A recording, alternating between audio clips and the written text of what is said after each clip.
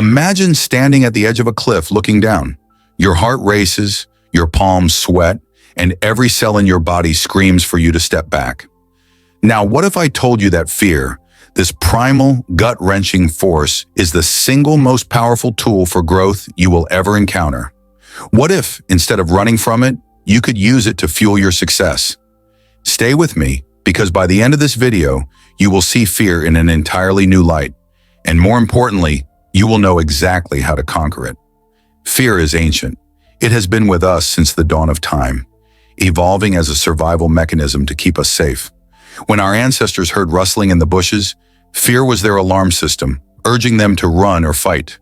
Today, the jungle has changed. We no longer fear predators lurking in the dark. We fear failure, rejection, and the unknown. But here's the problem. The mind doesn't distinguish between real and perceived threats. It reacts the same way to a job interview as it would to a charging lion. The philosopher Seneca once said, "We suffer more in imagination than in reality." And that brings us to a shocking truth. Most fear is an illusion. It is not the event itself that paralyzes us. It is the story we tell ourselves about what might happen. That's why public speaking terrifies so many people. It's not the act of speaking that causes fear. It's the imagined judgment, the thought of failure, the idea of being laughed at. But what if we could rewrite that story? Psychologists have a term for this: catastrophizing, the tendency to imagine the worst possible outcome, even when there's little evidence to support it. Let's break this down with a simple exercise. Think about something you're afraid of. Now ask yourself, what is the absolute worst thing that could happen? Next, ask, how likely is that worst-case scenario really? And finally, if it did happen, could you survive it? More often than not, the answer is yes. Here's where it gets interesting. The physiological response to fear, racing heart, sweaty palms, shallow breathing, is nearly identical to the response to excitement. The only difference is interpretation. Professional athletes and performers use this trick all the time. Instead of saying, "I'm terrified," they tell themselves, "I'm excited." This simple shift changes everything. Now here's where fear gets fascinating. What if fear wasn't something to avoid, but something to follow? Joseph Campbell, the great mythologist, once said, "The cave you fear to enter holds the treasure you seek." Think about that. What if the thing you are most afraid of is the very thing that will lead to your greatest growth? The job you hesitate to apply for, the difficult conversation you keep avoiding, the passion project you're too scared to start. What if fear is pointing you toward transformation? Let's take a real-life example. Imagine two paths. One is safe, familiar, and predictable. The other is uncertain, filled with potential failure but also immense growth.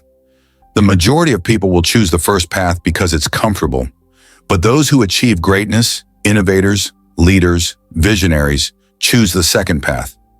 They understand that fear is not a stop sign, it's a green light. So how do we actually rewire our relationship with fear? The answer is exposure. Every time you avoid something due to fear, you reinforce its power. But every time you face it, fear loses its grip. Psychologists call this exposure therapy, gradually confronting fears in small, manageable steps.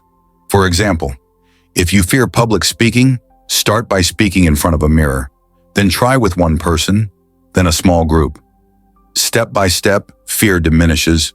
If you fear rejection, challenge yourself to start one new conversation every day. If you fear failure, deliberately take small risks and allow yourself to fail, realizing that failure isn't fatal, it's feedback. Each time you face fear, your brain learns. I survived. Nothing terrible happened. Over time, what once seemed terrifying becomes second nature. But there's one final truth about fear, one that will change how you see it forever. Fear is energy, and energy can be transformed. Fear and excitement are the same force, only directed differently. The same fear that holds you back can be flipped into fuel for action. Let's go back to that cliff. What if instead of stepping back, you stepped forward, not to fall, but to fly? What if fear wasn't a prison, but a doorway? The moment you stop seeing fear as the enemy and start seeing it as your greatest ally, everything changes. So here's your challenge. Find one thing you've been avoiding because of fear and face it head on. Take that first step, however small. And the next time fear whispers in your ear, don't run, listen. Because hidden within that fear is the key to your next breakthrough. If this resonated with you, share your biggest fear in the comments. Let's create a community of fearless action takers. And if you're ready to conquer fear once and for all, hit that like button and subscribe for more life-changing insights. Remember, fear isn't the enemy. Fear is the way.